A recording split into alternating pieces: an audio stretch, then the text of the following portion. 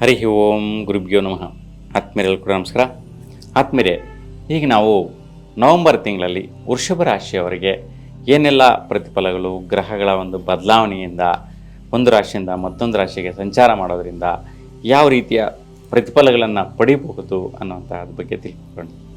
ಈಗ ತುಲಾ ರಾಶಿಯವರಿಗೆ ಈ ಒಂದು ನವೆಂಬರ್ ತಿಂಗಳು ಹೇಗಿರುತ್ತೆ ಅಂತ ನೋಡಿದ್ರೆ, ನೋಡಿ ಸೂರ್ಯನ ಬದಲಾವಣೆ ನೋಡಿ. ಸೂರ್ಯ ಬಂದು 16ನೇ ತಾರೀಕುವರೆಗೂ ತುಲಾ ರಾಶಿಯಲ್ಲಿರ್ತಾನೆ.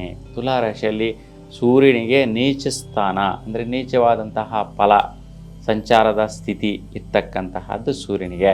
ಹಾಗಾಗಿ ನಿಮ್ಮ ಮನೆ ಕಡೆ, ನಿಮ್ಮ ಸ್ವಸ್ಥಾನದಲ್ಲಿ, ಇಲ್ಲ ತಂದೆಯ ಆಸ್ತಿ ಪಾಸ್ತಿಗಳ ವಿಚಾರ ಅಥವಾ ತಂದೆಯ ಸ್ಥಾನಕ್ಕೆ ಸಂಬಂಧಿಸಿದಂತಹ ವಿಚಾರಗಳು, ಸೊ ನಿಮ್ಮ ತಂದೆಯ ಸ್ಥಾನದಲ್ಲಿರ್ತಕ್ಕಂಥ ಯಾವುದೇ ಒಂದು ಕೆಲಸ ಕಾರ್ಯ ವೈಖರಿಗಳಿವೆಲ್ಲವೂ ಕೂಡ ಸ್ವಲ್ಪ ಸಂಕಷ್ಟಗಳಿಗೆ ಸಿಕ್ಕಾಕೊಳ್ಳುವಂತಹದ್ದು, ಅಡೆತಡೆಗಳ ಉಂಟಾಗುವಂತಹದ್ದು, ವೈಪರೀತ್ಯ ಉಂಟಾಗುವಂಥ ಸಾಧ್ಯತೆಗಳು ಜಾಸ್ತಿ ಇರುತ್ತೆ.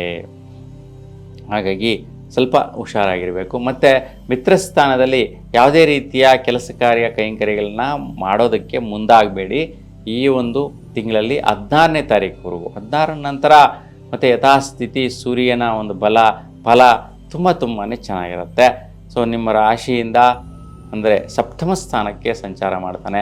ಆವಾಗ ದಂಪತಿಗಳಿಗೂ ಒಳ್ಳೆ ರೀತಿಯ ಒಂದು ಕೆಲಸ ಕಾರ್ಯಗಳಲ್ಲಿ ಜಯ ಸಿಗುವಂತಹದ್ದಿರುತ್ತೆ 16 ನಂತರದ ದಿನಗಳಲ್ಲಿ. ಹಾಗಾಗಿ 16ವರೆಗೂ ಮಾತ್ರ ನಾನು ತಿಳಿಸಿರ್ತಕ್ಕಂಥ ಈ ವಿಚಾರಗಳಲ್ಲಿ ತುಂಬ ಜಾಗೃತೆ ವಹಿಸೋದು ಉತ್ತಮವಾಗಿರುತ್ತೆ.